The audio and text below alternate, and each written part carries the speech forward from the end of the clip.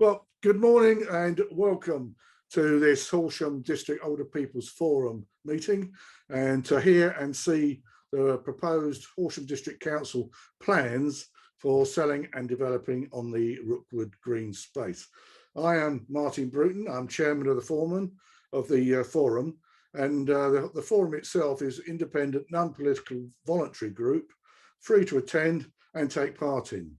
It acts as the ears and gives a voice for people aged 60 and over who reside in the Horsham District Council area or who cares for someone who is.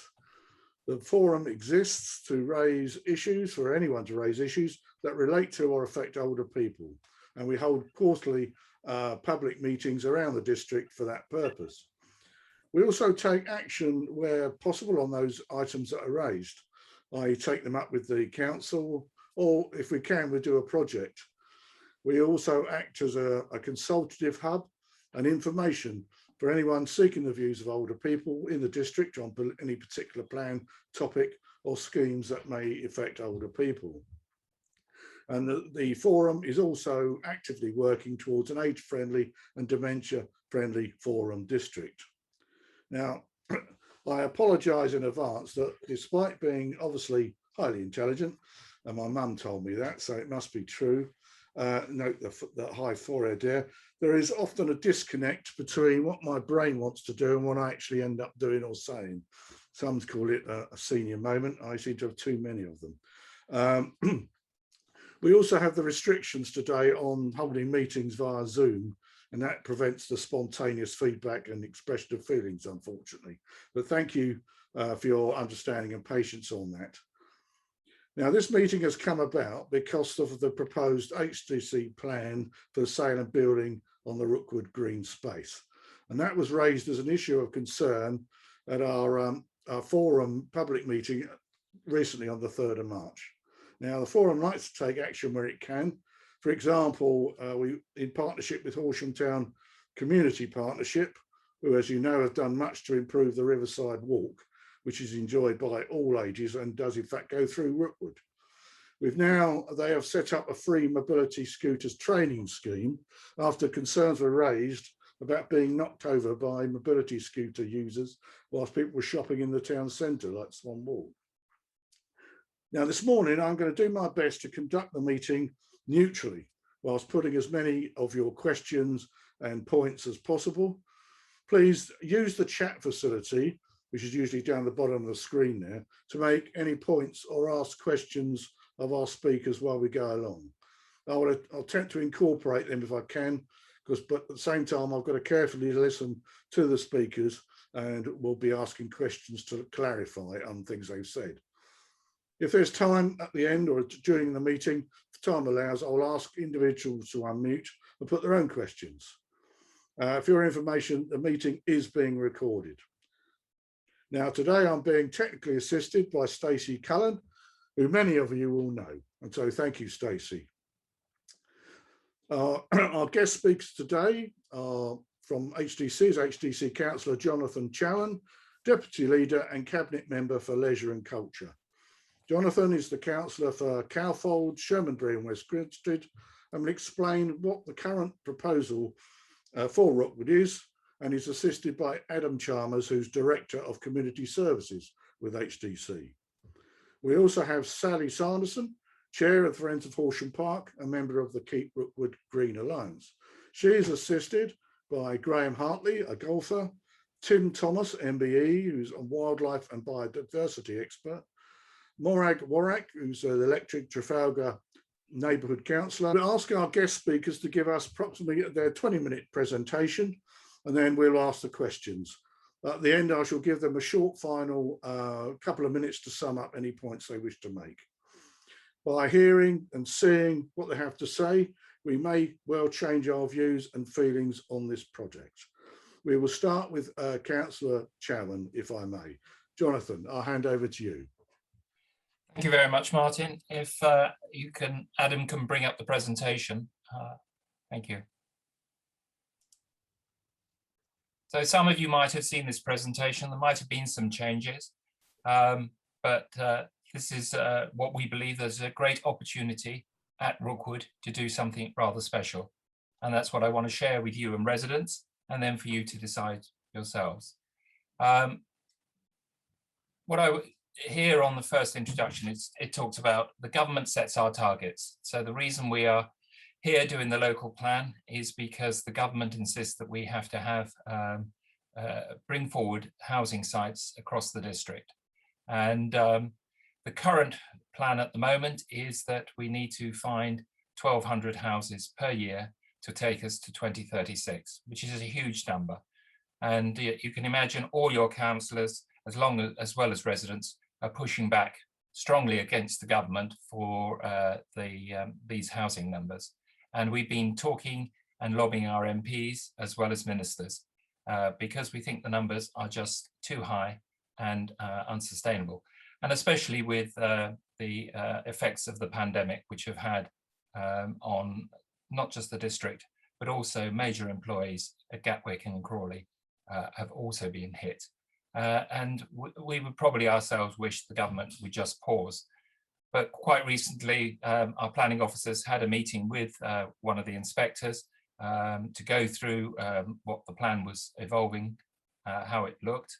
And they said we had to continue, and we've had many messages recently from government saying we've got to continue with our plan, we cannot pause it, and we've got to go along those numbers as a minimum. And in fact, they say we might actually have to take some of the housing needs from the coastal area, which has been proposed in the past and we've always pushed back against.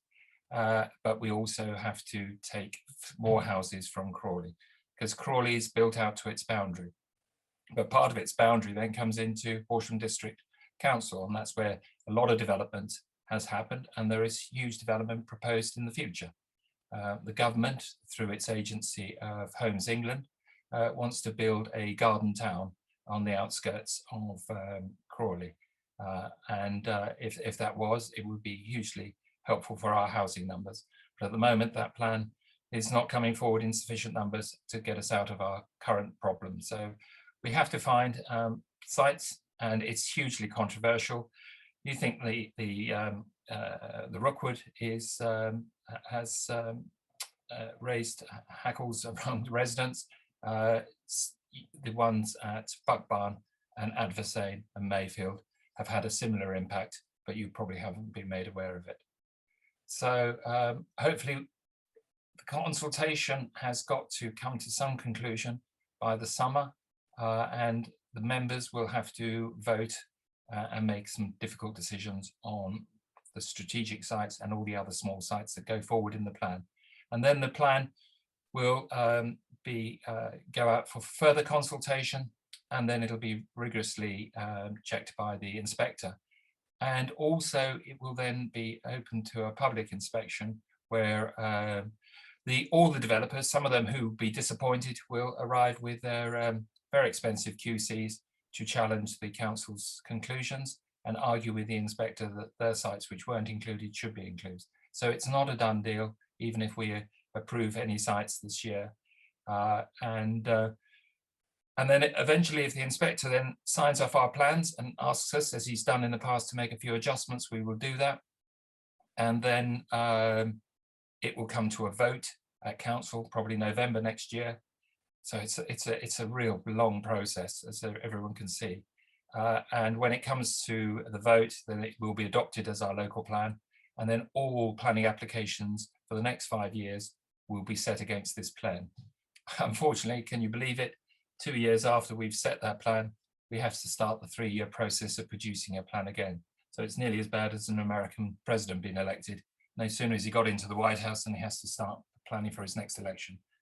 So that's where we are slightly on the local plan, which is one of the reasons we've looked at the Rookwood site, because it is such a sustainable site, being so close to the town. So if you look at this slide and that picture, that's part of our vision and ambition, and that's what I hope it would look like when the development is done. And what we want to do is, these ideas have come through from the consultation process that we've gone through. since the plan was discussed in 2019. It started when we had a reasonable plan to put before the public for scrutiny. And when you look at these pictures, you can see it. And this idea, very much, we've altered from the first plan to a second plan, and now to this third option that we are presenting today. So we'd like the idea of creating a umbrella of protected wildlife sites right across the district. Sorry about that. I'll probably disconnect it. So it's certainly uniquely Horsham vision, because of the way that everyone has responded to the consultation process. And it has been challenging for everybody, but it's also part of what we expect to happen. So we want to create this new extend Warnham Nature Reserve. That's the big thing that will be marvellous to do that, because if you look at the future pictures, you will see how cramped the nature reserve is at the moment. There might be a need for a new primary school, so we have a site highlighted for that. And but if it's not necessary, we will wild that area as well. So the whole of the northern side will be a wild area and a public open space. And then in the southern area, we're going to hopefully create this new eco-friendly, sustainable community in a garden setting. And this is something totally new for the district and for Horsham Town. We have some lovely housing in the Horsham, a lot of it Victorian, a lot of it post-war, but this will be quite something different. And the other thing that's come through from the discussions is protecting the two river corridors. And these wildlife corridors are essential going forward. And this is what we hope to do down here at Rookwood. Thank you, Adam. So this is the master plan, just looking at the northern site. And you can see some buildings in the left-hand corner of the site. This is where we think the primary school will sit. They won't probably be that shape, but that's just an indicative example of where it will sit. And then just a little north of that, you can see some playing fields for the school and for community use as well. And then to the right, you've got an oval shape, which is just indicative idea for a new visitor centre and cafe with new car parking to service the Warnham Nature Reserve and the new site.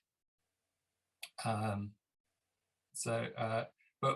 what we're hoping is, as you can see on this, is most of the northern side will be given over to public realm space, and most of it will be the nature reserve. And we're going to retain all, I would think, of the current hedgerows and green spaces, and probably maybe even some of the sandpit will be kept because they all have a unique opportunity. But all of that will be up to our partners, who will work very closely on how we deal with that biodiversity that we're going to find in the northern section. Next slide, please, Adam. So here's a view looking in it, and this is another indicative view, an idea of how the wilding will work.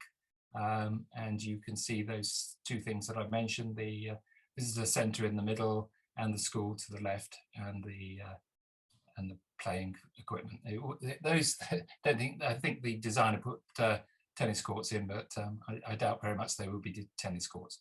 But you can see how the whole feel of the northern section will change as it becomes rewilded. And again, it's probably a very technical challenge to do that, but we have the expertise in-house, but we also have some great partners, and also the community will be very much involved in how that works out. But they always say that the best way to improve wildlife is to extend a nature reserve, and that's what we want to do here. Next slide, Adam. And this is going further into the site. You've got the lake down in the bottom right-hand corner, and then you've got some of the ponds. There's some beautiful ponds up on there on that fairway. If you've ever managed to walk it, which you can at the moment because of lockdown, There are very few public paths through the golf course. People think there are, but actually, when you look at it, there's only one from the car park in the north, which cuts straight across the first fairway and heads off to Warnham. The rest of it is just service roads and trolley tracks. So if any of you ever walked past the walnut plantation and up onto that high ground, it is an amazing sight, and it will be great that more people will be able to see it, rather than the very fortunate golfers who've enjoyed it for many years. Next slide. So on the southern side, you can see where the housing development. The main thing to point out is the river corridors running between Boldingsbrook and Red River that flows down from Warnham Nature Reserve. This is very wide. If any of you have been up onto that and seen how wide this 15th fairway is, and also the very good cover that's already there from trees, hedgerows and shrubs. Even in winter, it's difficult to see the new development or even the older development along the eastern side that you can see there once you're onto the golf course. The topography also helps. So we're very fortunate that they work in our favour. So the development will be hardly noticeable from people who are currently living there. But the corridor is very, very wide, and there will be an opportunity for how we make that useful for public open space as well. But again, the detail of this will be discussed with local residents and community groups and partners as we go forward. But if we move on to the next one, Adam. This is again what we hope it will look like, with the lake in the middle, and with retention ponds all along the 15th fairway. It's become fairly obvious that part of the problem we've had of flooding in this part of the area has been caused probably by the golf course itself, strangely enough, because of its very fine cut grass, which allows the water to run off. So retention ponds in here will not only create new habitat, but this is purely indicative. Obviously, final drawings will be done with further consultation. We'll hold on to a great deal of water there for the site, but also mitigates against current flooding issues that have affected along that area.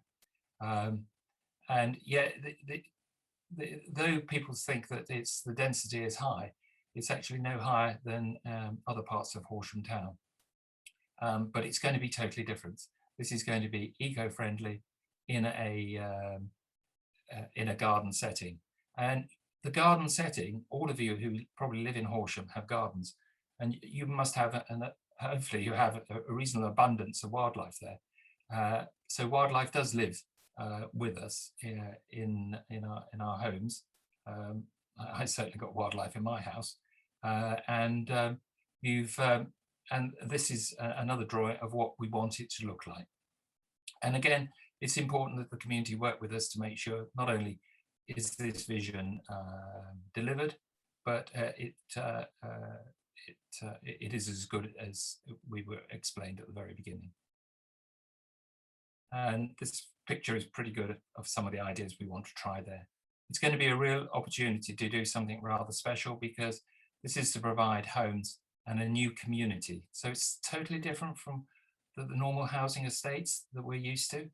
And we can do that because we're the landowners and we're the developers and we're the planning authority. So it gives us an advantage that you don't normally get, because otherwise all you get is what the developers are proposing. And then you can only use your planning controls to mitigate against what they're proposing. But otherwise they can build the normal standard estate. And it'll also address needs of modern families and modern partnerships, so that singles can there, downsizing can go and live there, couples, and some people don't necessarily want family homes. But that's not to say you can't go there as a single, become a couple and have a family. It just means that you might want to move on to a more standard estate later on as the children grow up, or not, or they move back here, maybe in later life. So this will be probably one of the most exciting bits of the project. along with the wilding of Warnham Nature Reserve, the rewilding there will be this new eco-friendly.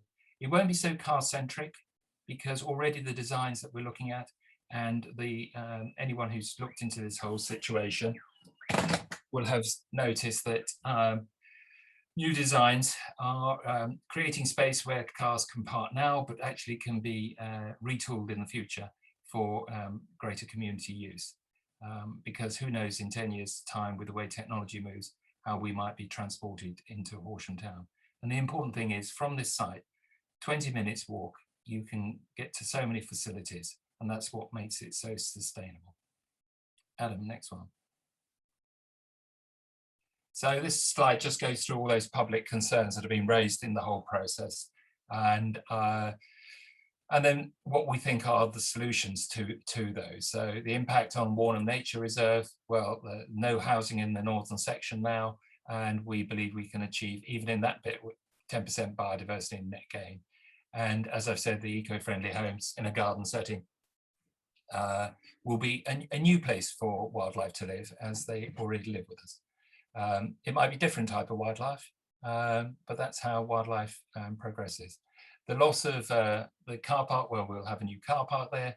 The impact on the 15th fairway, had a lot of pushback on this, and yes, it's a good case for doing that, and we're going to have no development on that, and that's going to be new public open space and mitigation process, as well as a wildlife corridor.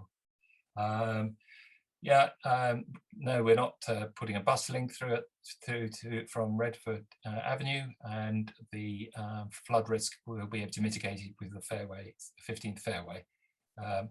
Yes, there will be a loss of a golf course, but all the information we've got is that there is plenty of golf courses available in the district and within a short distance of us.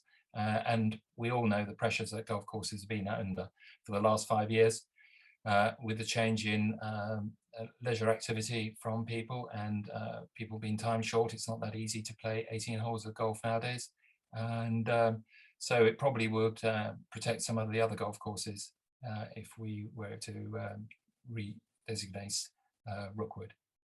And as it says, no public benefit. Well, to me, yeah, a new public space, a new primary school must be a benefit, 250 affordable homes, and also 500 new sustainable homes, which must help us rather than building bulk standard houses on housing estates, which unfortunately we are going to still continue to do, though our local plan will be certainly pushing back more and more against that and making it more challenging for developers.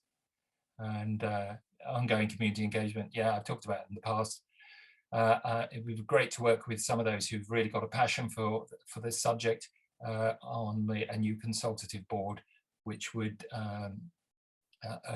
look at the project as it unfolds going forward to keep us on track. Next one, Adam. And here we just did a critique of the public benefits. I think you can see them all there. Creation of new public open space, park, extension to Warnham Nature Reserve, helps our biodiversity. The delivery of a beautiful, distinct new neighbourhood for Horsham. I think, well, that would be great if we were able to achieve that. And the delivery of eco-friendly mixed homes with 200 affordable homes, which is really necessary for an expensive area like Horsham for people to be able to continue to live here, and supports health and well-being. We look forward to some amazing tracks to run round and walk around and to exercise throughout that 170 acres. There is some economic benefit which helps protect community assets. We're not necessarily selling off the site, Martin. That's an option we haven't decided on yet. We might do a partnership, and certainly the management of the site, because of its proximity to Rookwood and also the huge amount of public realm, we might have a management involvement in that going forward, so that get greater control. But again, that's for us and the community to discuss in the future. And on the environmental points, this is why we want to do this. Part of the reason is we want to see what sort of community you can build in the 21st century, which will address those issues of the environment and climate change. And here is a place where we think we can do it. Next is another slide. And again, this is a vision. It'd be rather nice that in 10 years, 20 years, this is what it looks like as it matures. But luckily, it will look a bit like this because the site itself is so well landscaped and the topography is so good that it's not going to, it'll look pretty nice from day one, I would think. Thank you, Martin. Right, thank you, Jonathan. Sally, can I hand over to you now? Thank you, Martin. And thank you for the invitation to speak today. Since my mother has lived in Horsham for over 60 years, she says that she's never come across such a furore in the town over a development. And we can see, you know, from Jonathan's presentation there, how much has changed since the first proposal. And we are delighted that you have responded to the outcry. But people are still upset in the town. And I think we need to think about why that is, why they don't see this as the opportunity that you see it as. We see it as it is today as a fantastic community asset, which doesn't actually need money spending on it. It costs nothing for their taxpayer at the moment. Keep Rookwood Green is a representation of lots of Horsham green space and community groups. And we're all united in thinking that this is the wrong plan for Horsham. It doesn't meet the community's needs. We're not asking for the moon, we just want you to leave it alone. We see it as this fantastic community asset, and we know the council, unfortunately, see it as an underperforming asset. So next slide, please. What I want us to think about is, what's the value of green space to you? In our survey, we asked people that question, and we had 1,300 people write, many at length, about the value of Rookwood to them. Their testimonies are powerful and they show a strong emotional attachment to this area, but it's also just about having air to breathe, open views, mental well-being, as well as physical exercise. Jonathan just mentioned that all of us in Horsham have gardens. That is not the case at all. We are a densely populated town now, and many people live in flats. And this is about equality of access to green space. The council's thinking about this is out of line with current thinking. You only have to read reports like Space to Thrive and Public Health England's 2020 report, Improving Access to Green Space, to know how critical free access, local access to good quality green space is. And it needs to be 10 minutes from your doorstep. You shouldn't have to drive in a car to go from one side of Horsham to the other to access that green space. Green space, the value of it has been calculated to be 34 billion a year, and it saves the NHS billions. This is because of the savings on physical and mental health. But it's not just about health, it's also about wealth. We've got to learn to value places like Rookwood differently. This year, the Dasgupta review taught us to think about economics differently. Our economic models are incomplete. We haven't valued nature properly, and it's crucial that we learn to do so for our future prosperity. We need to start to change how we think about places like Rookwood, how we act and how we measure success. And we think that a first step would be to properly see Rookwood, not as a liability, not as an underperforming asset, not as one that could be sold for a bit more profit, but to really value the role it plays in nature, the whole of it, the whole corridor, not just the 15th fairway. and the value it has for well-being and for our future prosperity. I'm joined this morning by 3 members of the Keep Rookwood Green team, and they're each going to tell you a little bit about how they value this green space and why it should be left as it is today. So I'm going to start with Tim Thomas. Tim has spent his life looking after wildlife. He got an MBA for that very thing. He is an expert on ecology, on habitats, biodiversity. So Tim, can I ask you to talk about biodiversity that's already there at Rookwood, please?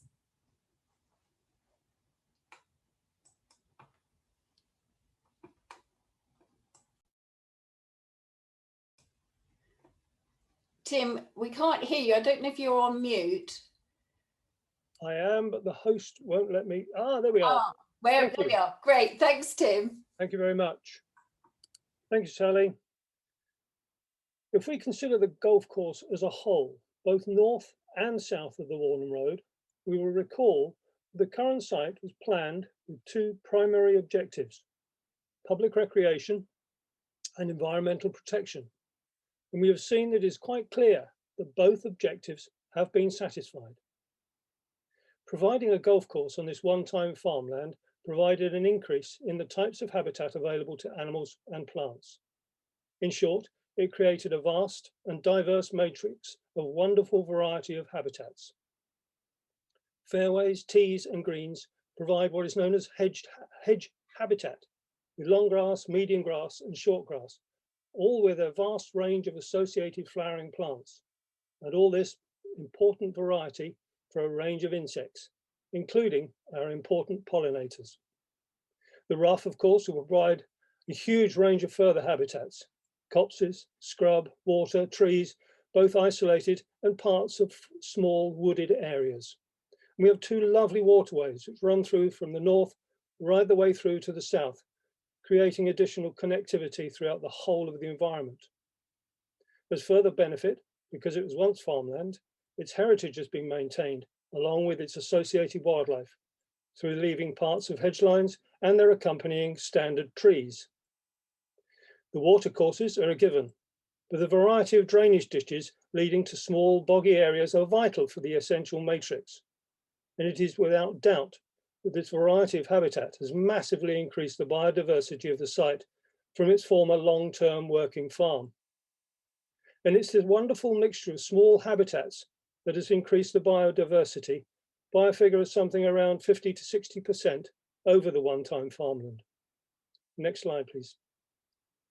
If the area was changed to a country park, along with the proposed increase in buildings, pathways, roads, and associated increase in car parking space, the whole aspect will change, and much will be lost and destroyed under concrete. Of course, with more open grassland, we would have vastly increased public access across wider swathes of the landscape, which will lead to greater disturbance of wildlife, and therefore we again lose significant amounts of biodiversity rather than increase it. In short, open grassland reduces these matrices of habitats. Where cover is retained with greater public access over a wider area, there is a much greater risk of antisocial behaviour. And we already see this in parts of the nature reserve, and the same problems are regularly experienced at Southwater Country Park, and including in this case, the associated increased police presence. We know too that housing and associated road lighting increases light pollution, and many conservation and welfare organisations are trying to reduce light pollution for the benefit of animals. Next slide, please. Currently, the site, both north and south, are managed by the golfing community through the Green staff, and therefore it costs Horsham District Council next to nothing to maintain it as it is. Maintaining the status quo, the wild areas will be left untouched, sustaining the important habitat matrices that have naturally built up over the quarter of a century, which are now stable and promote increased biodiversity. Any potential disturbance over the area is generally controlled, courtesy of the golfers. And it must be said that almost all of the playing golfers have great sympathy to foot traffic crossing the thoroughfares and the associated fairways to access other areas of the site, and this maintains and satisfies the wildlife. There is little or no light, which is far better for nocturnal species, moths, bats, foxes, owls and hedgehogs, and the latter are declining in these urban areas year on year through such things as development, road infrastructure and associated lighting.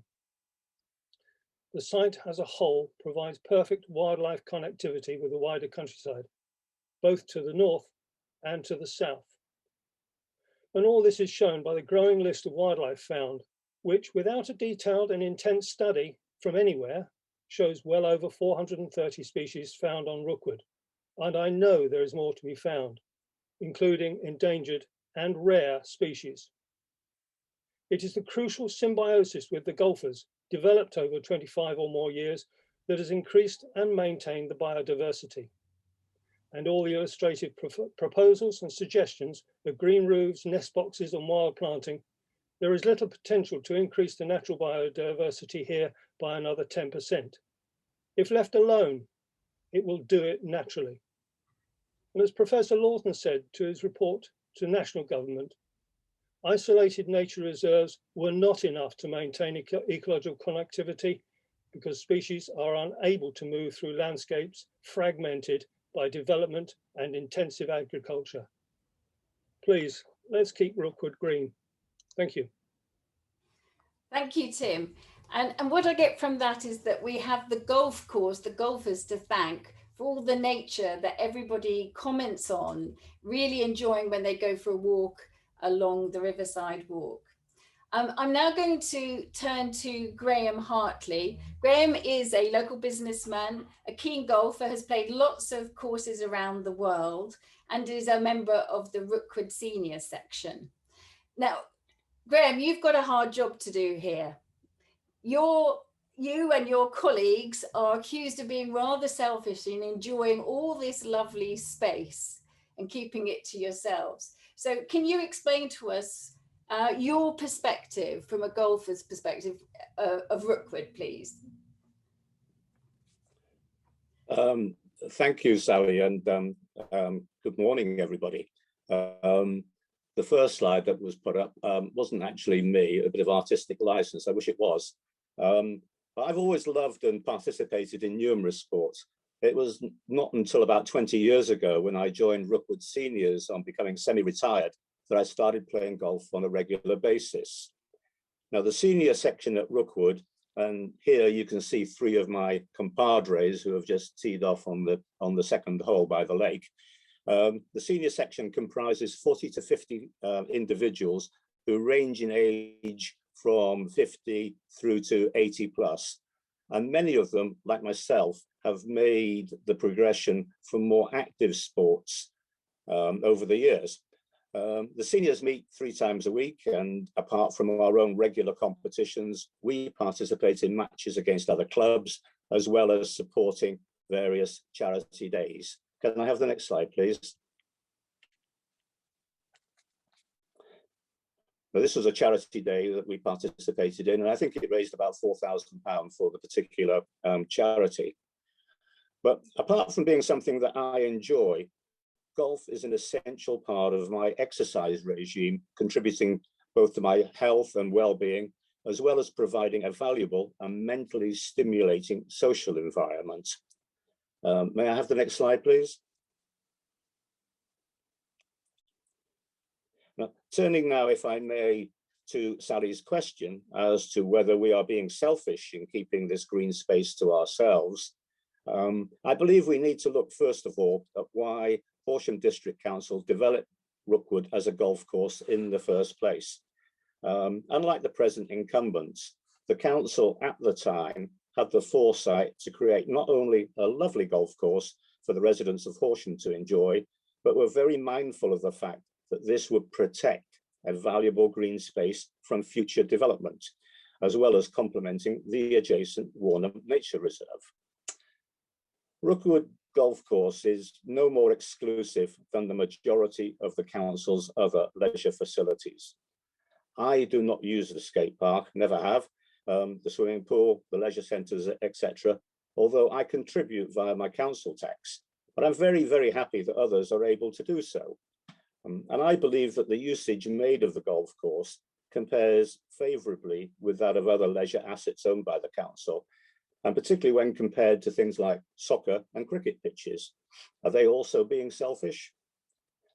May I have the next slide, please?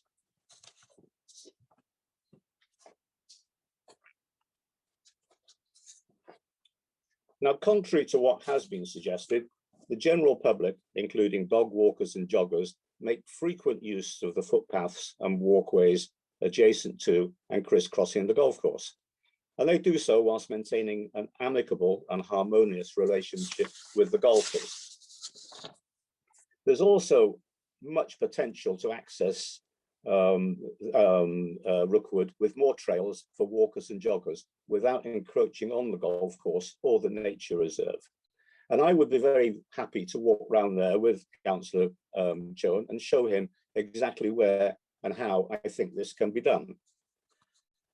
But aside from the golf course itself, there are other opportunities to expand the usage of Rookwood to attract the broader cross-section of the community. May I have the next slide, please?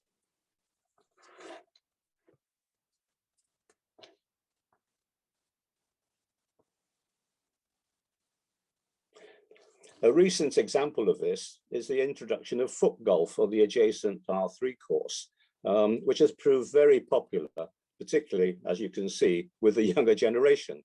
And this could quite easily be adapted to include another derivative, such as disc golf. A further option would be to adapt some of the existing buildings adjacent to the clubhouse, which are largely redundant, to create a gym, which has been done very successfully at other golfing venues. And this would not only provide an additional income stream, but also attract non-golfers.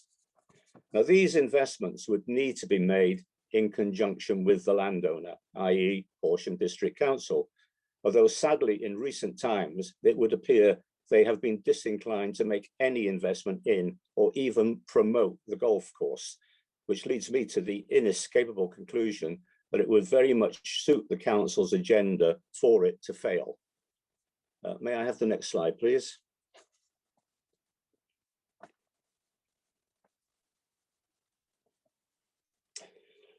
Rookwood is also the home of the Warnham Barn, a wonderful traditional Sussex barn conversion which serves not only the golfing community, including the 150 or so golf societies who visit annually, but also hosts wedding receptions, birthday parties, as well as meetings of various organisations such as Probus.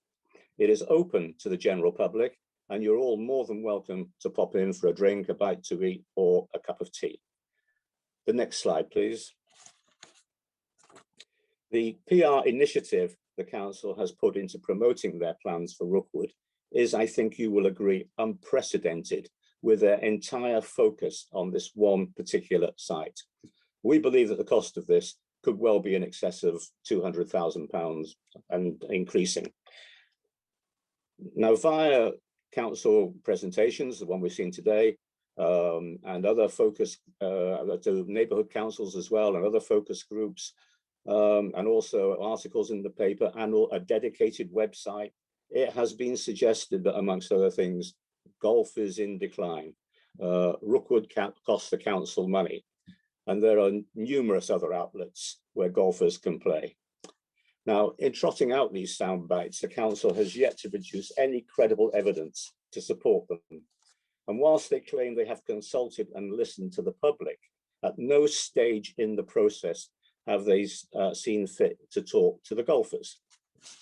Had they bothered to do so, we would have respectfully pointed out that all the evidence points to an upsurge in golf, and bookings at Rookwood, for example, were 20% up in 2020, despite the course being closed for up to 4 months.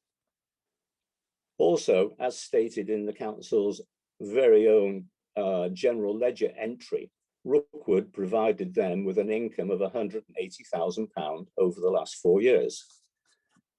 And as regards using other outlets, well, unfortunately, in recent times, as many as 8 local courses have been or are in the process of being closed. including Ifield, which has already been mentioned, been purchased by Homes England. West Chiltington went to Nightimber. I won't list them all, but you know, I think most of you are familiar with the ones that have been, lost. And this is at a time when the population of Horsham and consequent demand for leisure facilities is growing exponentially. May I have the next slide, please? Now, finally, Rookwood is not only popular with golfers from all backgrounds, as you will see, but is also unique as it is the only public pay and play facility in the area. It is very affordable with reasonable green fees and no expensive joining or annual membership charges. It's a great venue for anyone taking up golf for the first time, particularly youngsters who may feel inhibited as regards joining more formal members clubs. Now, I have been fortunate enough to play golf all over the world, and I can safely say Rookwood is a great golf course, and in my view, ranks up there with some of the best. I find it incomprehensible that our council, led by the Cabinet Member for Leisure and Culture, should be actively seeking its closure. Thank you. Thank you, Graham. I'm now going to ask Morag Warwick, who's a retired school teacher and a neighbourhood councillor for Trafalgar, to talk about why this green space is so important for the residents that she represents. Morag.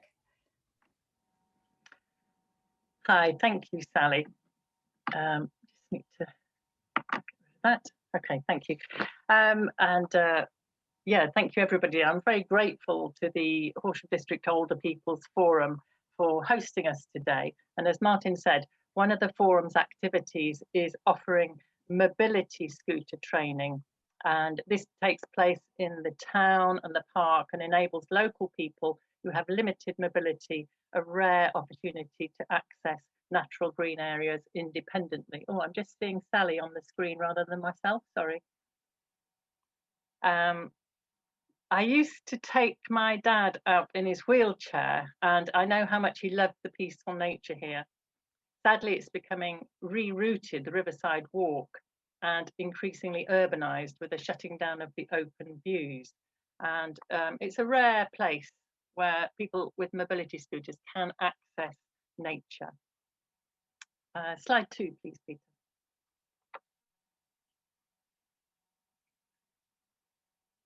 Thank you. I live in Trafalgar Ward, and I took these photographs a couple of days ago, and they are all of Trafalgar. And you can see here, many residents have very tiny gardens, and there are many, many 3- and 4-storey blocks of flats. These are just a few of the 3- and 4-storey blocks of flats in the Trafalgar Ward. And obviously they have no private gardens at all. And it's the same throughout Horsham Town. And during this year of lockdown, we've been extremely grateful to be able to walk to Rookwood and enjoy being part of the wide open spaces with the smells and sounds of nature. Councillor Chowan says we've got Horsham Park for this, but on a sunny day, it's passing room only as dog walkers, baby buggies, strollers and families spend leisurely time, as well as the joggers and the fitness groups. The park is lovely, to be sure, but it's already too small for the 55,000 townspeople. Next slide, Peter, please.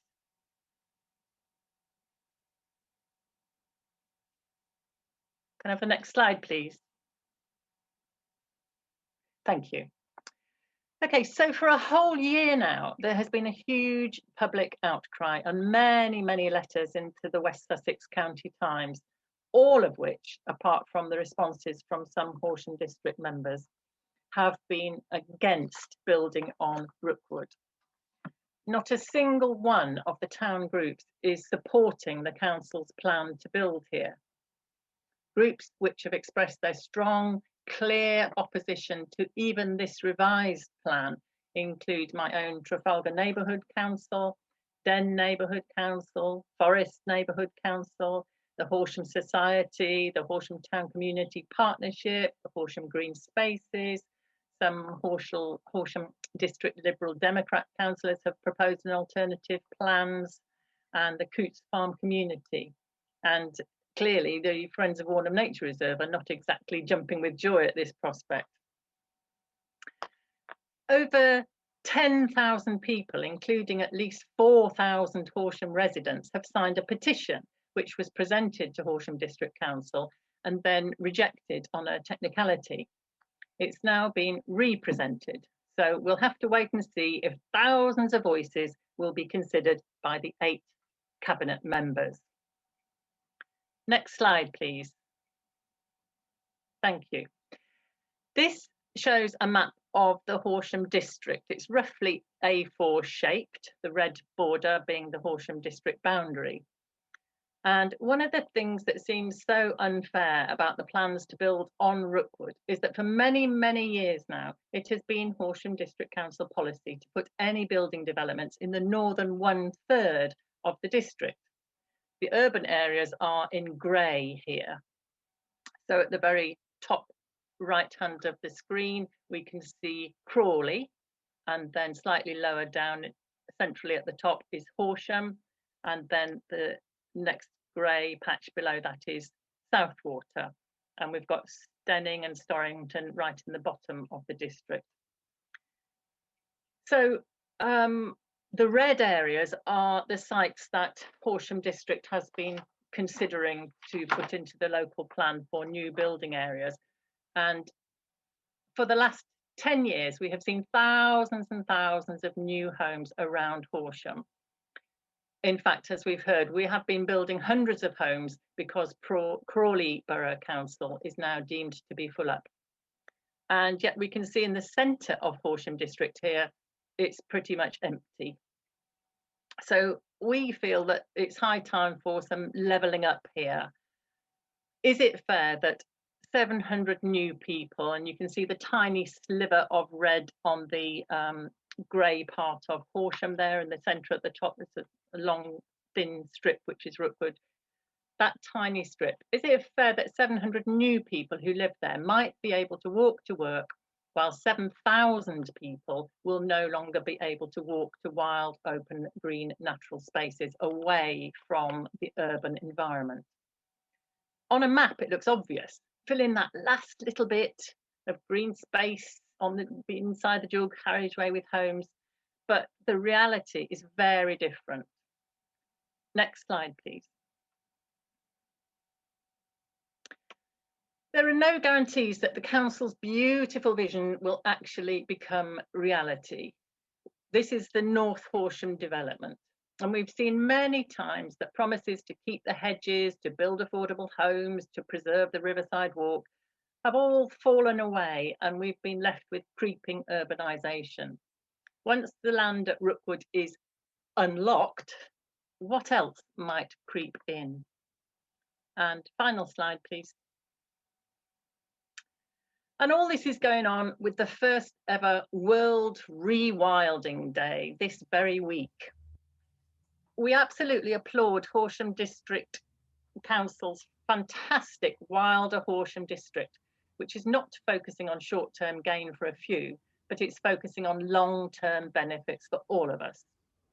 We feel Rookwood is already costing the council nothing.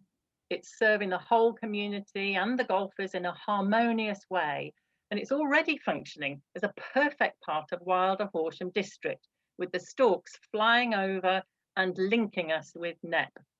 Please, please, let's keep it this way, uniting the district with our love of nature. Thank you. Thank you. And I think what we hear from Morag is that in the north of the district and in Horsham Town, we've reached a tipping point. And that's why there's so much upset about this development. We don't see it as a vision that's going to make Horsham an attractive place to live in 50 years' time.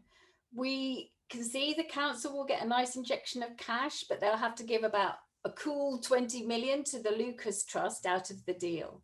But what we're really worried about, as Morag touched on there, is the lack of control once the golf club closes. I asked Councillor Cherwin at one of the stakeholder meetings whether he would be prepared to put this promised park, protect it with a legal undertaking. And his answer to me then is the same answer he gives to me when I'm asking him to protect Horsham Park, which is, and I'm quoting him, "We don't want to tie the hands of future administrations in that way." So what does that tell us? I think first it tells us that once this is in the local plan, there'll be no control. It'll be vulnerable to development. The park could be developed in the way that was designed for the first proposal eventually. Secondly, I think it tells us that if this green space that is so loved in Horsham by the west of Horsham residents particularly, if that goes, we're on a slippery slope because other green spaces will follow it. They'll be sold to fund this park. And I'm saying that because as chair of Friends of Horsham Park, I know how expensive parks are to fund, the maintenance, the army of volunteers that are required to make up the shortfall of maintenance that's done by contractors. So we just think this whole vision suffers from a short-term focus. What we want is for the site to be taken out of the local plan so that locals who've got really important local intelligence about this unique space can be involved in thinking about the future of Rookwood calmly without the pressure of the local plan process. There are lots of things that could be done to maximise the benefits of Rookwood for the whole community. So that's the real opportunity that we don't want to miss. Let's take it out of the local plan and talk to locals about how to make the best of Rookwood. Thank you, Martin. Thank you. Thank you very much, Sally. Thank you. I have to say, great presentations from, I hate to say sides, from both parties. Well, bearing in mind the time. I thought, Martin, I must say, yes. I thought the presentations were very professional, except for one.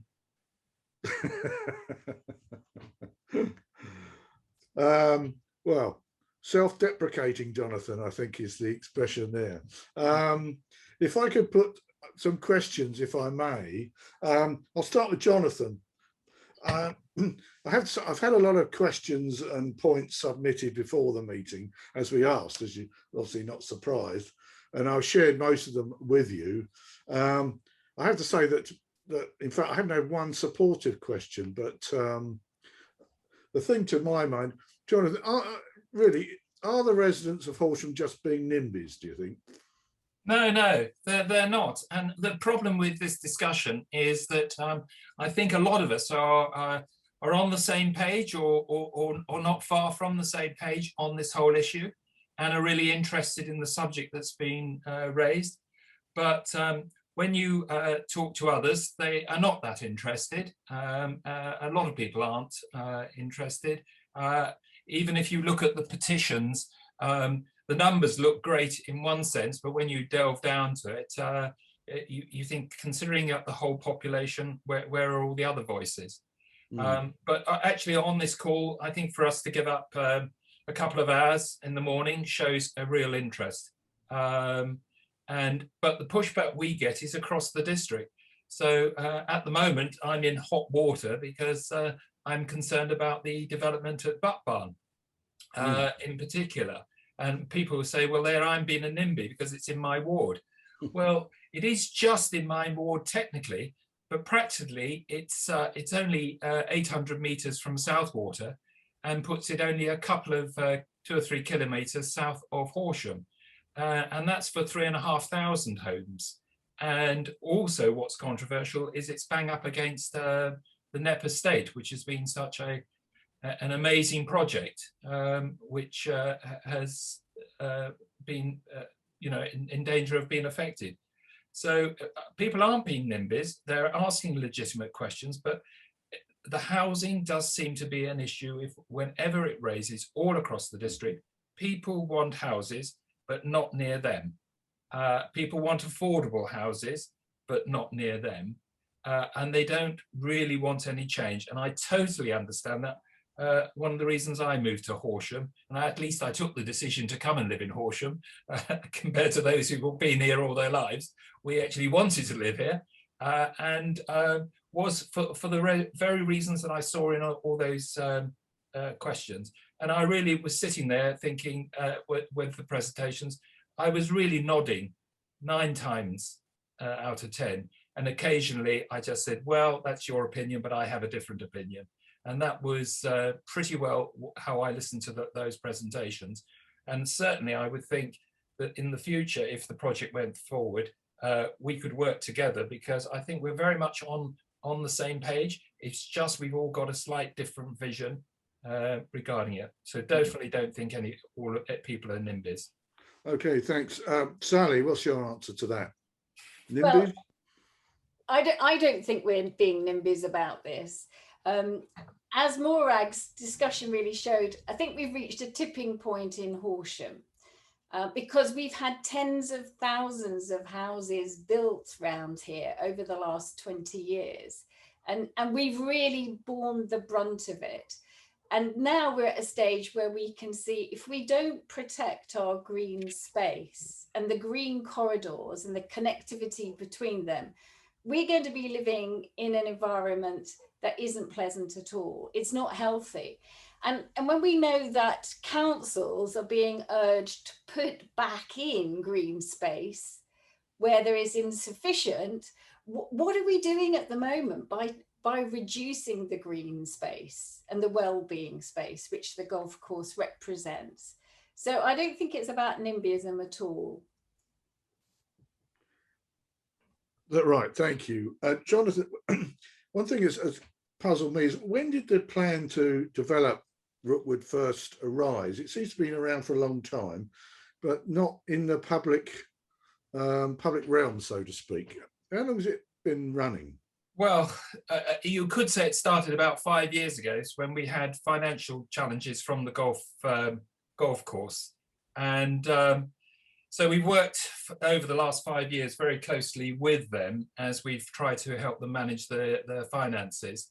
And really every year I've had an issue come to me as cabinet member regarding that. So for me, it's slightly been blindingly obvious. And also we did, when this first happened, we said, well, let's have a look at the marketplace. Would we have other operators who are willing to do this? Is there other options? And we couldn't find any. And all the feedback we got from other local authorities and from the sporting bodies was that there was a real issue in a change of people's leisure time, especially amongst the young, I would say. It's very difficult. I don't know, the golfer will know how easy it is to find a morning or an afternoon in a busy week nowadays to play a round of 18 holes. And I think that's probably why some of them have gone to 9. But I'm not an expert. You've had an expert and a golf lover, and I honestly don't blame the golfers. It's a lovely golf course. But that's sort of how we started on the process. So just over a couple of years ago, we asked for detailed analysis of what could be done up there. And that's pretty well what you've got. So there's enough information there, as we've seen, for everyone to get some to get their teeth into. So it's not a flaky proposal. It stands up to scrutiny, and that's what became available in 2019 for the more general public as part of the new local plan, or proposed for the new local plan. Okay. Came into the public domain. Right, Sally, when did you become aware? January 2020, I heard about it for the first time, and I think that's the first time that Warnham Nature Reserve heard about it, and other key community groups. And this is what I meant by, there's been a real opportunity missed here. If the perception was that the golf course wasn't viable, wasn't making enough money, why not involve the community at that point in 2015, saying, what can we do about this? Because as you heard from Graham, there are loads of things that could be done to make the golf course more financially successful. But then it comes back to this whole thing about, how do we value that space? And I think Jonathan should be really proud of that golf course. You're in charge of leisure and tourism and culture, those sorts of things, and you've got a crown jewel there. Yeah, I would just say I agree with you. Certainly up till 5 years ago, I was very, very happy, didn't want to go there. But obviously, when you get these financial issues coming to the fore, and then you get more information, you have to really do something about it. And that's where we've asked for information, and that's where we eventually arrived for the plan. I mean, it's a bit shocking when you first get it, but we went on a tour in September 19 with well, it must have been 20 plus members in a coach. And we pulled up at a lay-by at Rookwood, and the officer said, and this is one of the sites. Well, whether everyone had just got on the coach and was still settling down, I don't know. But we then drove on. And then as we went to all the 8 strategic sites, everyone got more and more enamored as they went on. So if we'd done Rookwood at the end, instead of the beginning, it might have, people probably would have understood the problems. But a lot of elected members were aware that we had financial issues, because I can't make those changes without informing scrutiny and other members that we had an issue at the golf club. But also we didn't want to overplay it, because we just wanted to keep them going while we looked for alternatives. And we looked at things that have been talked about, which was hotels, business parks, warehousing and all of that. And nobody even had an inclination for doing that. And the only one that was probably, you know, had any legs in it was housing, which you can have some certainty that if we build those houses, I think we will be able to sell some of them and offer affordable housing for others. I think that's, as we could guarantee anything in this current world, that's one I feel more comfortable. But a hotel, business park, warehousing, not sure. None of those would be appropriate, would they, for that green space, which is an ecosystem now? And so if you built some of those things there, it would completely disturb. I know. So you can imagine how frightened I was. Because yeah, I'm sure. it only needed a majority of members to say, well, we want the money, you know, and we don't live in Horsham, so let's have the money. And that's always my worry. Can I just ask you about that? Because, you know, that is a NIMBY thing, isn't it? We have money. We have 14.2 million reserves in Horsham. And you guys have managed the money very well. So why the fire sale? Because you're going to give half of the money of the sale to the Lucas Trust. So that's not financially prudent, but we don't need to sell this fantastic community asset now. It's not actually costing anything. Yeah, well, you say we're prudent, and yes, we have. We've probably been very, very prudent. And as a lot of authorities are finding at the moment, they're going to pay a price.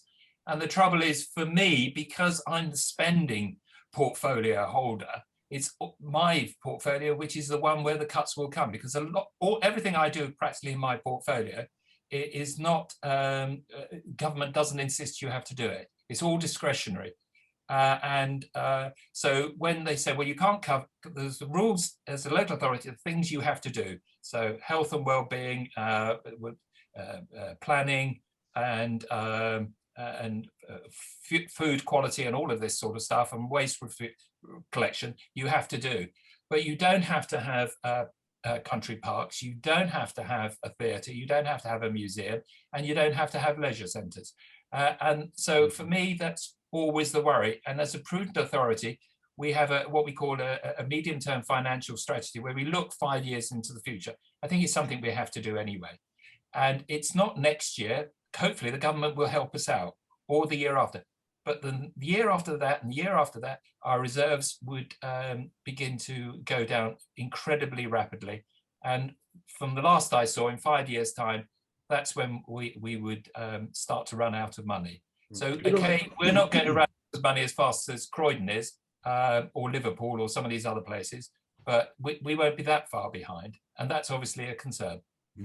Could I also put some questions in? I think a lot's changed in the last 5 years. In fact, a lot's changed probably in the last year, as regards to the view and the evidence and the value and necessity of green spaces to the health and well-being of the population since the inception of this plan. I mean, has that changed the council's stance? Yeah, well, yes, we're all looking there. We're all looking that we have to make forward plans, especially an authority. but we know we're making forward plans when so much is unknown. And the biggest effect on Horsham is whatever happens to the economy and whatever happens to Gatwick or to Crawley. And that, we just don't know the answer to that. They were talking, say 2 years ago, they were talking about a second runway at Gatwick and the need for 45,000 additional homes around Gatwick.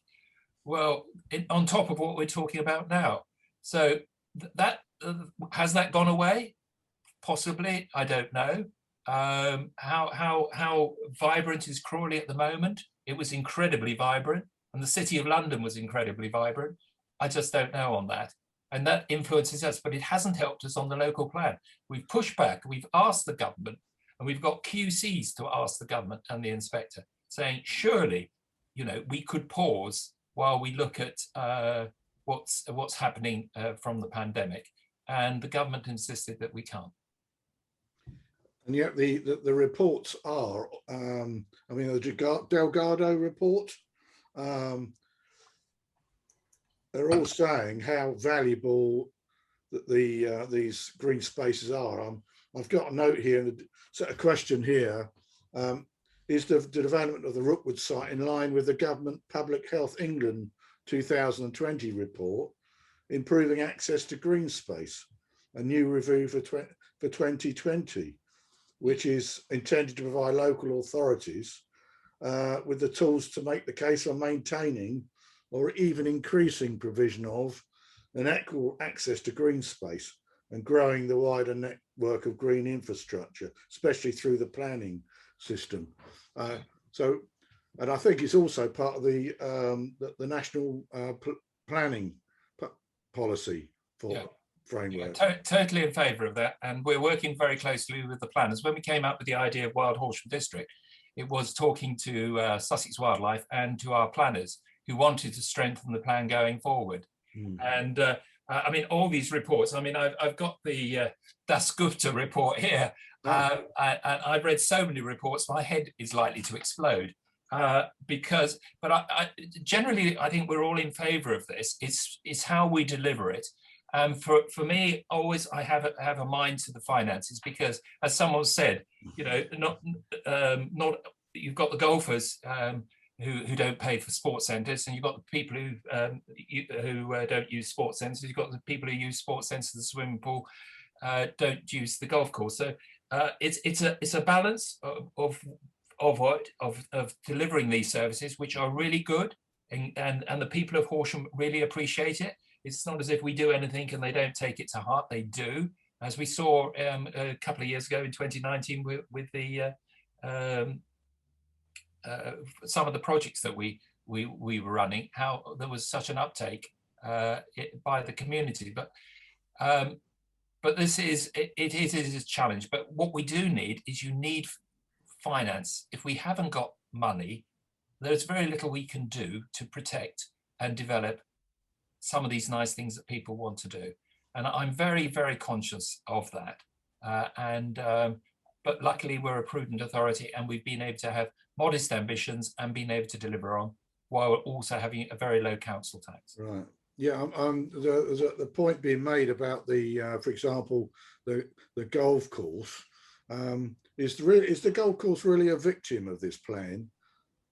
I mean, well, it looks like it because it strengthens the argument. But if it wasn't for the local plan, I'd still be making the argument, because I don't think the golf course is sustainable going forward. I think we've got to have an alternative use. And I might be wrong on that, and it's for others to have an opinion. But that is mine as a cabinet portfolio holder who has had to manage it, well, I don't know how many years now, probably 8 years, but for less, particularly the last 5 years, when they've had challenges, because each year, you know, the finances have been a challenge for our financial team and for the golf course operator. And what's also happened to them is, I don't know how they're going to come out of this, because a chunk of their money, and for golf courses, has always been the hospitality industry, which and the bars and the catering side and the retail side, and that has been particularly hit. Even when they've opened up, they haven't been able to open up that side. So I don't know what the outcome is, but But I assume there's I'm not getting any subsidy. good news on that side. So our sports need to be subsidised, basically, as you say, swimming and golf presumably as well. So as a public amenity. Yeah, well, the leisure centres, we've agreed 1.4 million to keep them going, and I'm going to at Cabinet tonight ask for 1.1 million next year to keep the leisure centres alone going. Now, these used to contribute 600,000 a year coming in, to 1.4 and 1.1 going out. This makes a huge difference. And I mean, the figures are so huge. I'm normally worrying about £25,000, you know, or £50,000, but not these sort of figures. And that's game changing for a budget which is only 30 million. So Sally, you want Sally? Sorry, Yeah, John. sorry. Sally, you Yes, want to I quite like to comment on these points. I mean, first of all, it's the council's job to provide services that make life worth living. The fact that they're not statutory provision is a problem, I know, but your portfolio, Jonathan, makes life worth living for everyone, whether you're young and old. And actually, this is all about valuing things differently. I think the second point I just want to make is perhaps some marketing strategies would help. You know, I come from a corporate world where we market, we make people aware of what's on their, you know, what's available. Nowhere does Rookwood appear on the website, in your tourist strategy, visitor strategy, nor does Warnham Nature Reserve. So I think we've undersold, undermarketed the wonderful amenities we've got. Yeah, well, I accept that to a certain degree, and I wouldn't argue with someone from your background. But the information I was getting on the golf course was what I've tried to share with you. It's slightly confidential. I have to, you know, difficult to touch in detail, but if I could show you what I've seen, you'll probably understand that it has been a difficulty for the last 5 years, and all the information I had was going in the wrong direction. It's a bit like high street retail. We don't want the high street retail to go, but all the information is pretty negative. We'd like it to be what it is, but we've probably got to face up to the reality that our high streets might not be as we wish them, simply because the finances don't add up. And we're seeing that with some of our other venues where it has been difficult over the last 5 to 10 years. Part of it we were happy to live with, but the financial crisis is going to push us in that you can no longer just live with it. You've actually got to address the financial issues, and you've got to give that balance towards the community. I mean, I've really enjoyed doing this portfolio. It was one of the fun portfolios, everyone said, and we did amazing things. We had the Year of Culture, which was better than I could have hoped for, and the Wild Horsham District, across the district and the whole community, is really engaging with lots of interesting projects from Bramber Brooks, which I hadn't thought about, which is going to be one of the major things coming forward, to Henfield Common and down at Sandgate, so right up to our own nature reserves, and real change there. But again, they're going to need funding and finance, and that's where I'm hoping to get some of the money from Rookwood will come. If it doesn't come from there, I don't know where I'm going to find it, because we're going to be so under the cosh. You've got to remember that in other meetings, the people I'm talking to today are really engaged on this subject, but others aren't engaged, and they'll worry about the pennies rather than the... I know, but what you're saying there, Jonathan, is you're Sorry, Sally, I don't want to turn this into a debate. If I No, sorry, you're getting that way. But I feel that Jonathan's having a long time to talk. Yes, I'd like to put some more questions, if I may. I'm sorry, Jonathan, just to clear my mind, I'm getting more the impression now that actually the whole development is really about money as opposed to amenities. No, not when it started, it wasn't. It was about better use of an amenity. Could we get better value from it? When I mean value, I don't mean financial value, better usage. And for me, turning Rookwood into an extension of Warnham Nature Reserve and including public access and the ability to run, walk and exercise, fly kites and all of that, it slightly outweighs the challenges I've got on the golfing side. So it's not the fact, but at the moment, because of the pandemic, I've got this whole issue of finances, which 12 months ago, just over 12 months ago, I didn't. January 2020, the portfolio was balanced, everything was working fine, but I was still looking at Rookwood, and we were just having a discussion on that. Since then, we've had a tsunami of other issues just pile on to us. Just looking at some of the questions, one fair point before I move on to something else. Is it a good idea to build a primary school next to the A24 with its pollution? Yeah, and people have brought that up. Obviously, all of this is just allocation of the site. After this would be detail planning and detail working with the community, and we'd have to understand those issues. But from a strategic planning point of view, no one's raised a problem about that. And obviously pollution is going to go down because we're all going to have electric cars and electric trucks and electric boilers and goodness knows what. So all that problem will be solved, and we're going to have a global world, and it's all going to be marvelous. It has been raised by members and the public, and we would obviously look at that. But it's if we've got to provide a school on the site, we have to provide a school on the site, because that'll be part of the insistence by the county council. Okay, I mean, given the strength of feeling that you're obviously picking up, could Rookwood not just be taken out of the local plan at the moment, and then further consultation? Well, we would lose the housing numbers, and we'd have to find them somewhere else. So if you want to come down to Butt Barn and discuss with the residents down there in West Grinstead, or go to Adamsane, or go to the other strategic sites, Henfield, and have a word with them, would they like an additional 760 houses? We'd have the same argument again, but just with different actors. Right. So, and the other danger is, what worries me is that if this plan, and people have seen that I'm blackmailing or pressurizing people, but it's been proven that you could put 1,100 houses on that site from a planning point of view. Okay, whether it would get through a planning committee, or get through an inspector, or get to being developed is another question, and that's what we're discussing going forward.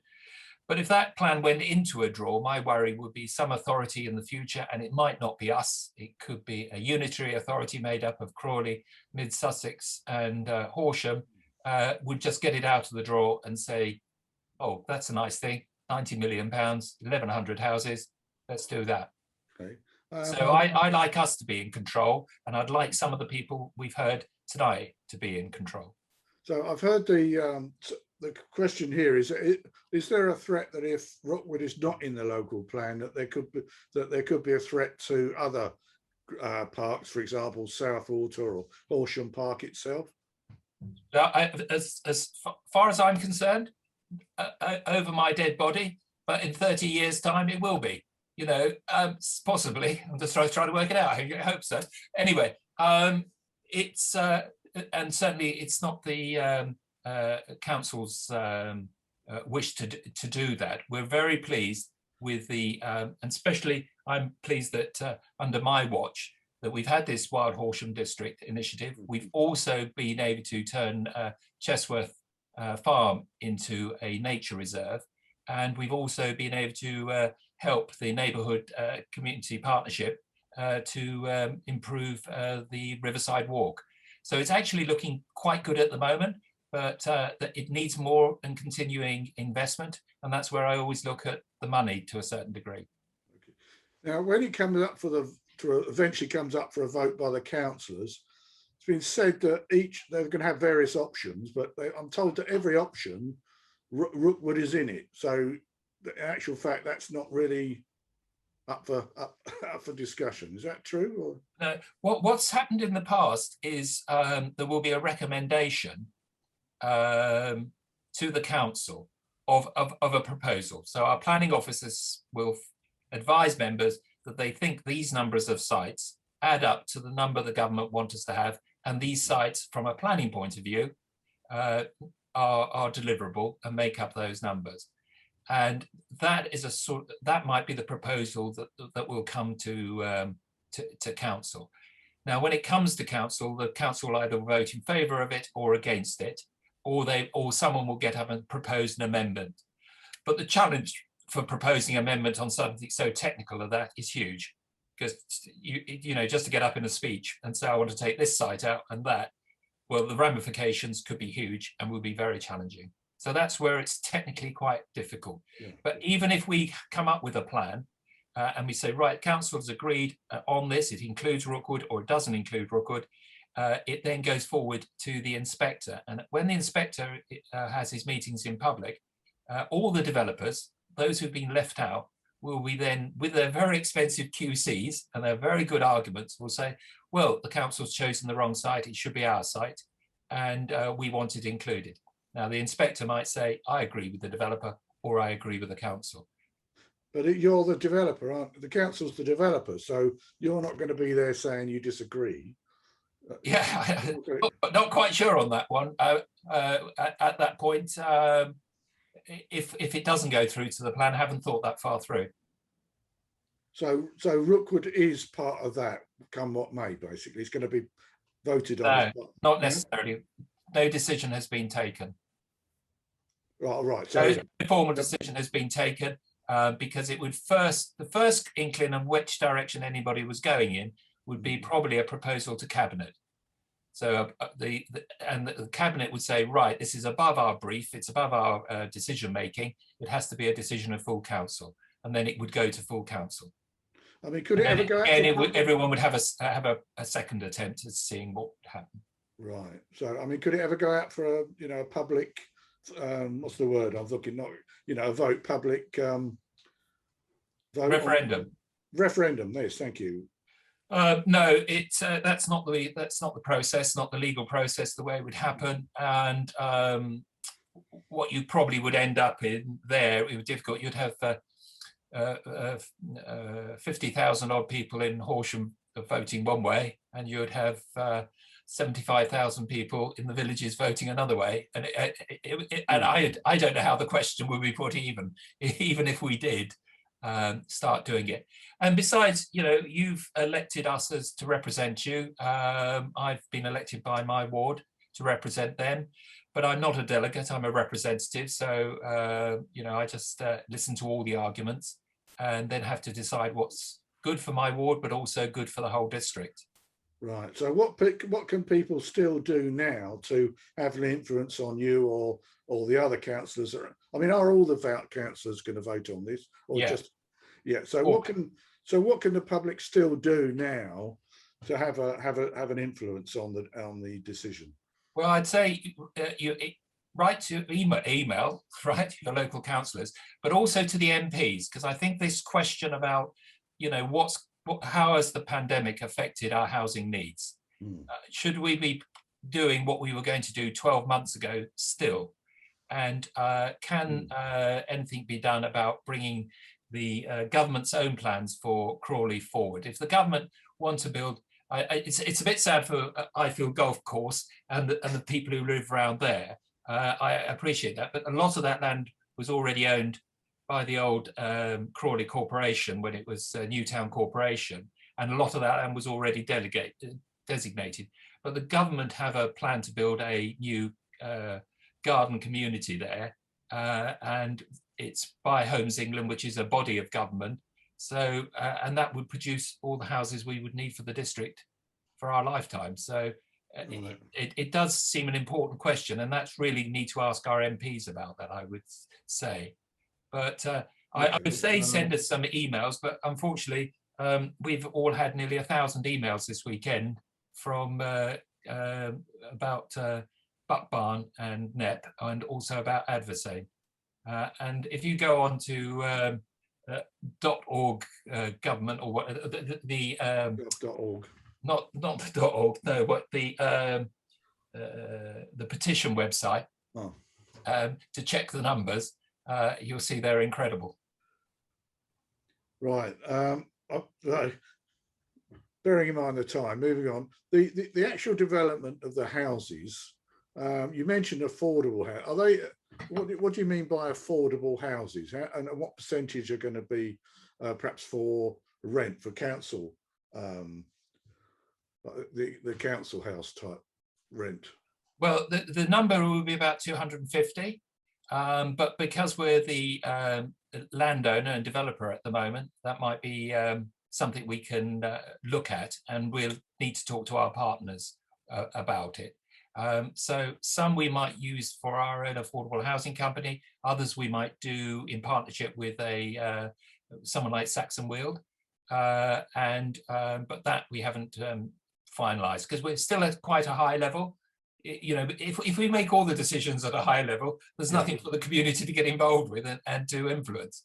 And so we want to do that. And so that's still part of going forward. So the vision you're putting forward now could totally change when it actually comes to what's built there. Is that fair to say? No. I think the broad sweep of what you've seen in the presentation is 100% what we want to do, talking to all the members privately, even those for and against. Pretty well that's what you're going to see, and that's why I want to set up a community board. We did it on the Bridge Sports Centre. We had a group who came together and very much formulated what we were going to do, and we had a lot of debates on trying to make it, and it came out with a great project in the end, which was delivered on budget and on time, and it is a wonderful asset to the district. So I want to do the same sort of thing with the community groups, and especially those people who are really interested in the project, so they can sort of make sure we stick to the letter of what we're proposing. Sally, what's your views on the plans for building houses and selling them? Well, we all know that there is a shortage of houses, affordable houses, and we know that there is a lack of social rent available. But let's be realistic about the housing numbers here. We're only talking about 250 of those types of homes. We're only talking about 750 houses out of the whole target. So when Jonathan says, you know, if we take out Rookwood, you're going to have problems with the other sites. If we build Rookwood or not, other sites are going to have to be developed. So I think it's a bit of a red herring, that one. We don't need Rookwood in order to meet the housing targets. Okay, Jonathan, is that true? We don't need Rookwood for the housing targets? Well, we could keep moving things around, but I think some of my other members might object, and that could happen. I'm not saying it can't be done, but it would be a matter of moving 750 homes around the place, and also agreeing to other sites. And we're struggling to agree on any sites at the moment. So I wouldn't like to guarantee anything on that. What I would guarantee is that what we're proposing for Rookwood, if it's taken up now and done now, if it's put away in a drawer for a future council, I wouldn't be able to guarantee anything. And I would still be proposing this project anyway, regardless of the local plan, because of the issues that I've had in the past 5 years with the golf course. And I think the extension to Warnham Nature Reserve, all the papers I've read from on wildlife, from Sussex Wildlife, English Nature and whatever, says the best way to improve wildlife is to extend a nature reserve. And that's what we want to do in the north of Rookwood. And the site, as has been mentioned by others, especially Tim, it is a marvelous opportunity. When I walk up there, I just see the opportunities for wildlife up there. And unfortunately, the golfers will lose out a little bit, but they've got plenty of other places quite locally to play golf. They won't like me saying that. No, I don't think they will. I think they won't like it because it's lovely. I honestly don't blame them. I was up there and I thought, if I was up here with a couple of mates in this beautiful view and hardly anybody about, because there's no public footpaths hardly on the northern section, especially when you get further north. It is wonderful space. I'd fight to keep it. As local residents, if you told me you're going to build on my local golf course, I'd really want to find out exactly what's happening. But hopefully a new nature reserve, some open spacing, addressing flooding issues, and building a new eco-friendly community. It's strange how people aren't interested in the housing thing. I've always been interested in housing from the first time I got involved in local government. I think, you know, providing housing is quite important, and affordable housing is important. true. Could I just ask you that if the question is if having gone to all the time and huge expense to the local taxpayer to produce and vote on the various council strategies and policies, for example, you've got the HDC, the Green Space Strategy 2013 to 23, and the HDC Sports and Physical Activity Strategy 2016 to 2031. How can we place any trust in the strategies or the word of our councillors if they later totally ignore or work around them? Are the strategies and policies simply fine words?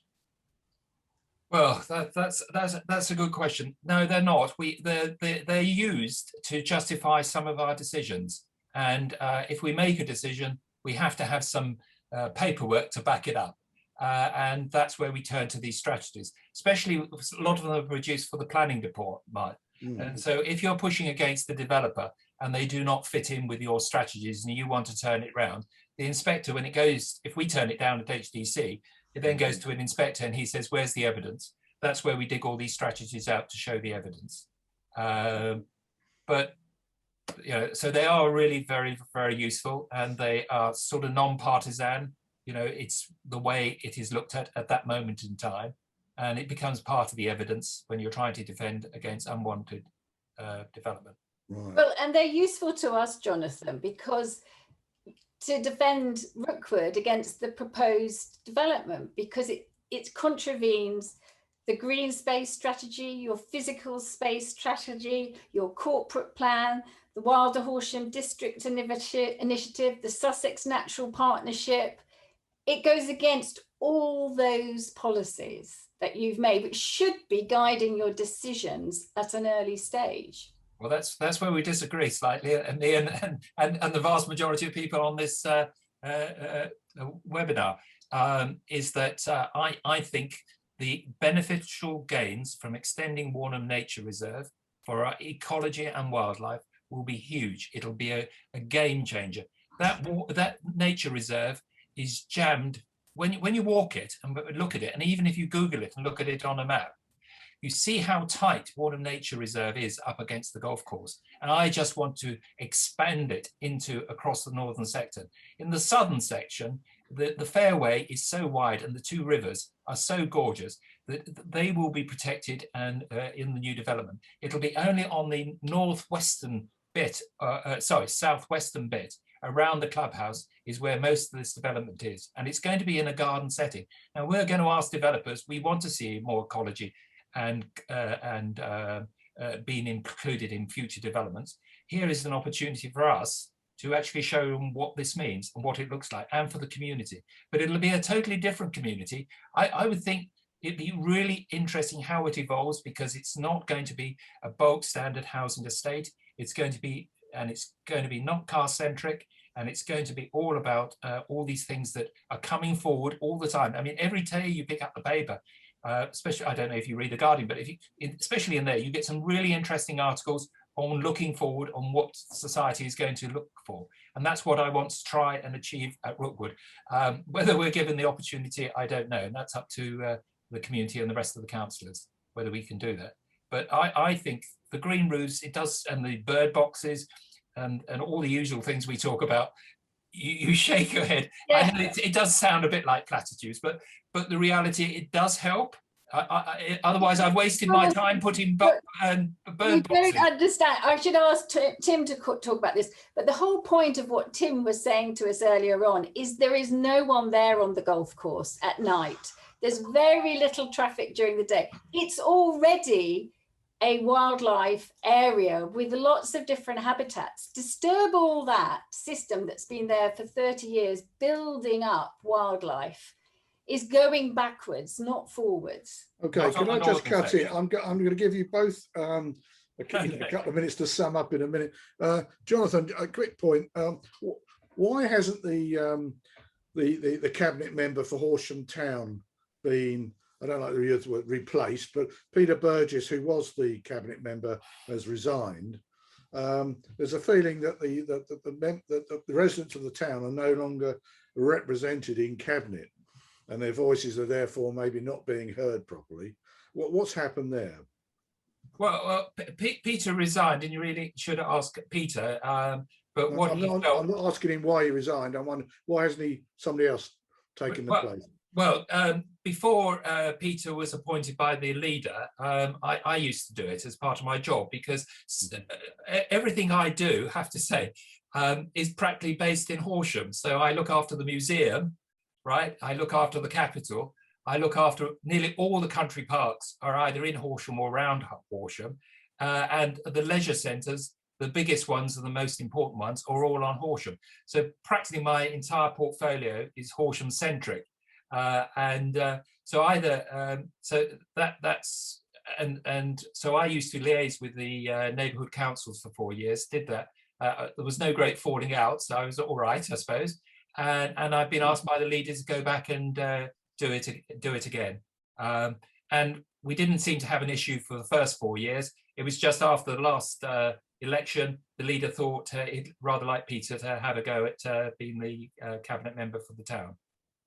Right. So is the position not important enough to put somebody else in then, or was it just to give Peter a go? Well, no, no, it wasn't really. Peter's a great councillor, and he's really wonderful for doing. I suppose the frustration is that basically Peter ought to have had my portfolio and been cabinet member for the town, but he also should have had car parking and economic development, because it's all centric. So he would have been a super cabinet member, and you could have saved 2 portfolios.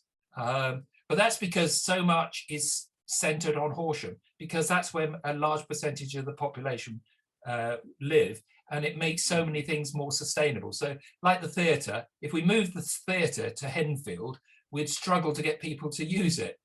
So it has to be in Horsham.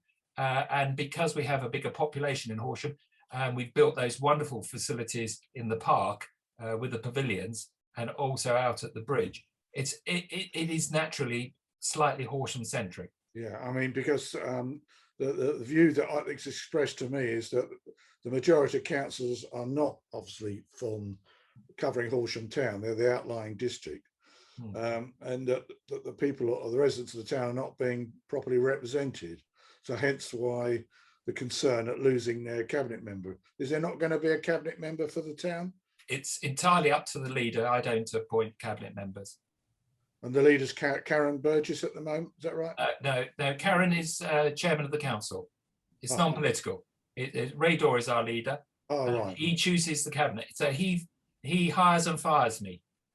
Like the Prime Minister, is that it? It's very much so like that, yeah. Okay.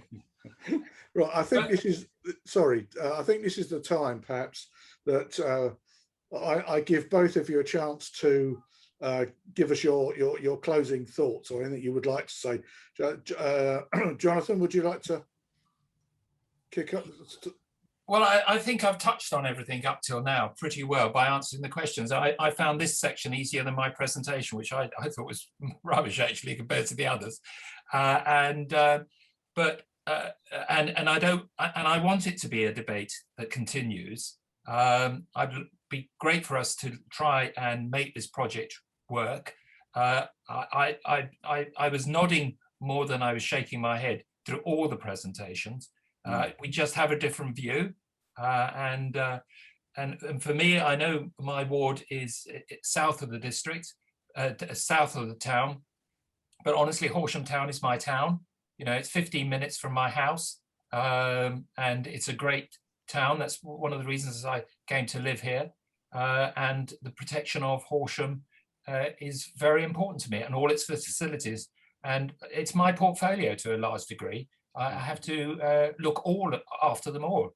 At the moment, I've told you some of our challenges regarding the leisure centres, but also it's reopening the capital. The budget for the capital, the subsidy was about 300 grand. We're looking at doubling that, but that's even, we don't know how it's going to look like going forward, because the cash earner for the capital was always the cinema, yet out of the pandemic, the cinema is the one that served. And also I want to get the museum back open, but I also want to protect those other sites. And to do that, we need to have resources. And the pandemic has made that need even greater, even though we're okay this year and maybe okay next year. But after that, it's very much that finances could be really going downhill, because I can't believe the government who took away all subsidies to local government and to Horsham District are going to allow that to continue to give such a huge amount of money once we're out of this pandemic. Okay, thank you, Jonathan. Sally, final words, please. I think we need to look really long term, not just 2-3 years down the track, 50 years down the track.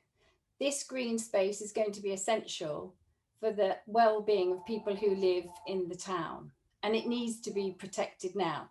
What we've heard today is there are no guarantees that the vision Jonathan has spelled out for us can be delivered. There's no details yet. And we've got to make sure that that green space is protected in perpetuity for the next generation and beyond. Jonathan mentioned that they can't get central government to pause on housing numbers. I would challenge him to say, you can pause this for Rookwood so that the debate you say you want to have, which is an important one, can be done much more calmly, involve local people in the planning of what's going to happen, how to make this golf course more financially viable. If in 50 years' time it's died out, we would still have a green space that we can then use productively for well-being, nature and prosperity. Thank you. Right, I appreciate the time. Jonathan, you kindly said that you'd also, or everyone would also kindly attend a second meeting for those that can't make today on the 8th of April. Do we want to do this again? Absolutely, yeah. We've only just got started. Yeah, but when Sally said about discussing this calmly, well, it's a big subject. It's not easy to discuss housing and all of these issues calmly, because it's very personal to a lot of people, as we've seen in the petitions and the emails we've had over this weekend. But we have been talking about this at member level and in the public domain for over a year now. And that's before we even get down to the detail that Sally's been talking about. And I'd very much like to work with her. I think there are ways in which we can protect the Warnham Nature Reserve. And if Sally was willing to look into protecting the nature reserve so that no future council could make any changes, then I'm certainly willing to make that pitch to my fellow councillors. And I'd even go further and say, if she's really, and the team, Morag and the others, and Tim are up for it, we could look at the other sites and look at protecting them and Horsham Park, so that, that what we say today is what we will deliver tomorrow. Smashing.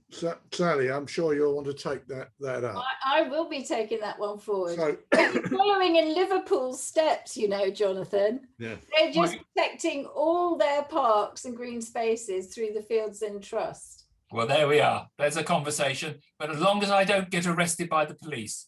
I don't think it's that part. If the doorbell rings in a minute, Jonathan. But they're in line with government thinking about putting green space back into people's lives. Yeah. So, Jonathan, can I take it that you will be coming again on the 8th of April in the evening? Yeah, I'll hopefully I'll be better on my presentation that time. Fantastic. Now, I need to apologise, sincerely apologise to all those that have sent in questions or put it in the chat box that we haven't been able to cover this time. Those that are here, if you'd like to also come on the 8th of, asked to come on the 8th of April, we'll do our best to allocate you a space on that. And I'll promise to try and ask more questions on the 8th of April. And with that, I'd like to thank Jonathan and Adam. Thank you very much indeed. Sally and all your team, and of course Stacey Cullen for helping me, and say thank you very much to everyone. And I look forward to seeing you on the 8th of April. Thank you. Thank you. Stay safe. Bye, everyone. Bye. Bye-bye.